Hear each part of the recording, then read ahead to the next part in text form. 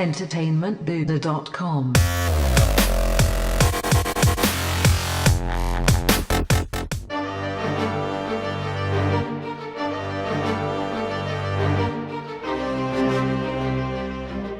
Hey everyone, Matt Haywood from entertainmentbuddha.com, bringing you hopefully a new regular series while AMC's The Walking Dead continues on through its 5th season.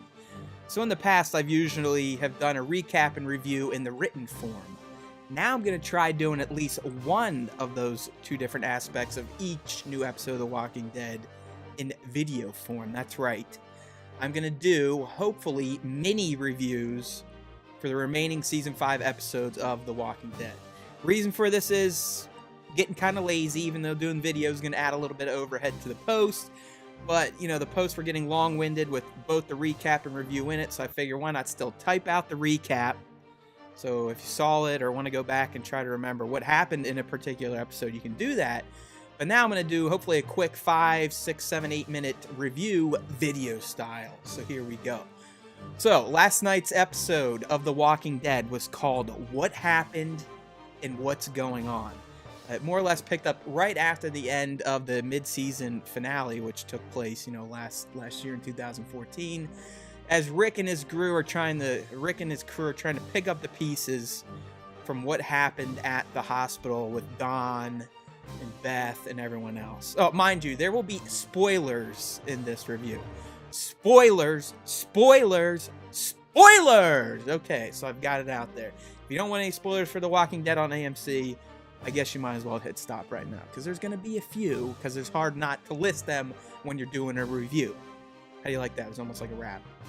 So anyways, like I said, what happened and what's going on? So we pick up Rick and them.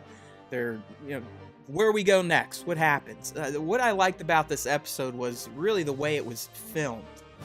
You see when it first starts, you're getting flashes of images and whatnot, and you can't really tell if they're from the past, the present, or the future.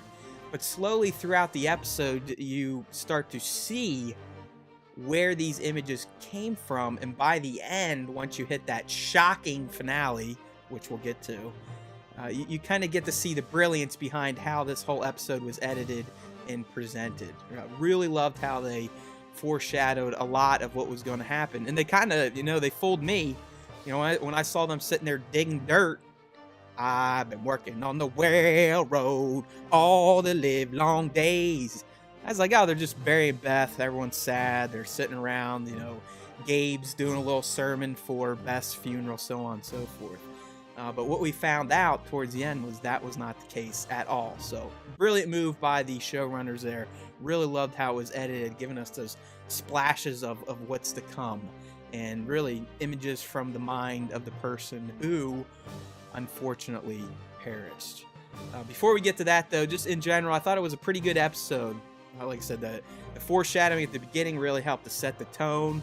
I think it was clear that the message of this episode was, all right, what happened at the hospital was jacked up. But quite frankly, even though we're trying to become better survivors in this zombie apocalypse, it's pretty much shoot first, take names later.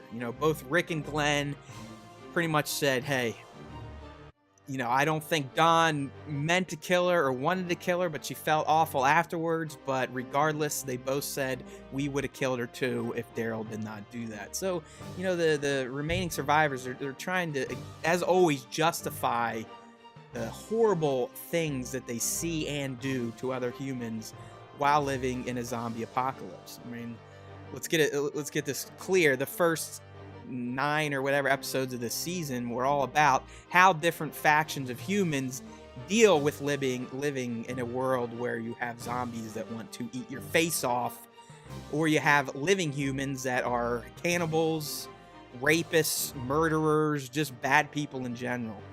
So that was kind of revisited in this episode, just going, what we saw was jacked up, and quite frankly, we would have done the same thing, because Beth's our girl. It was horrible. How could that happen to such a young, sweet, lovely little chick? So anyways, the way they tied this back to Beth's death this episode was, Noah, he's the black guy that they saved from Dawn's clutches at the expense of Beth, that we, I've come to realize the price for Noah's freedom.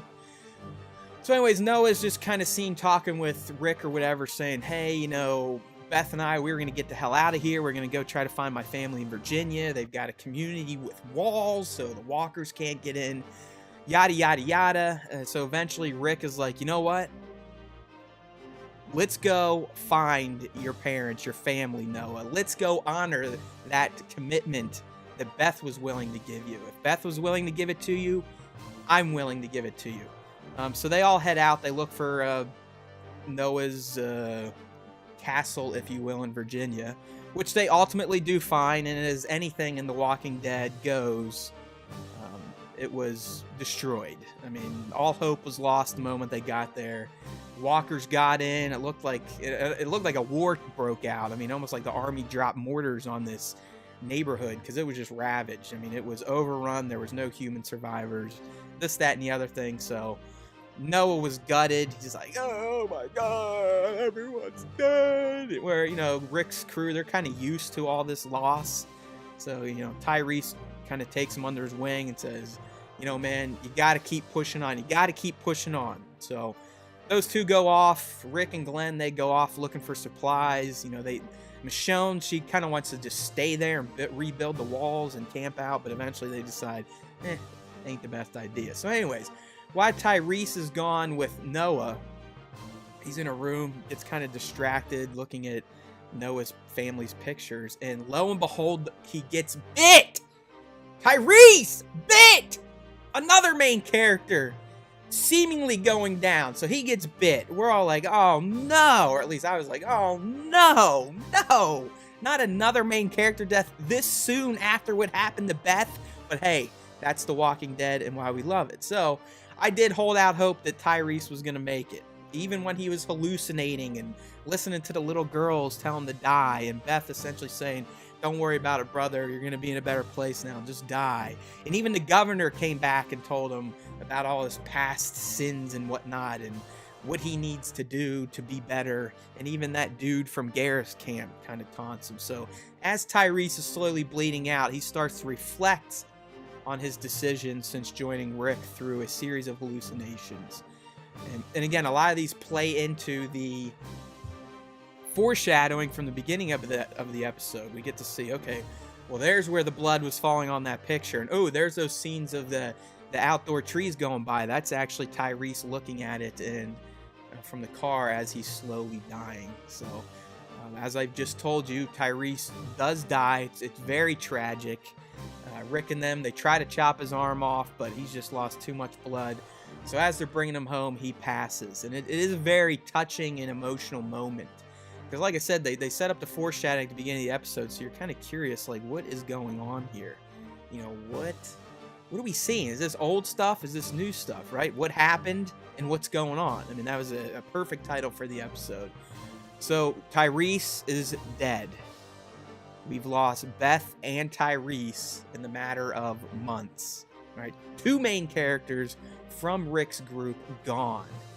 This time Tyrese was very innocent. I mean, they were just trying to make Noah feel better. They went to his neighborhood. It was overran.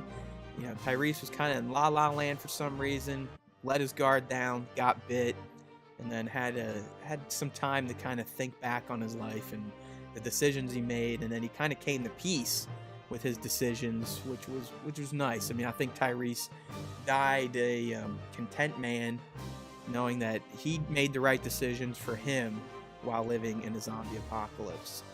So overall, I thought the episode was fantastic. It was much different than what we used to get.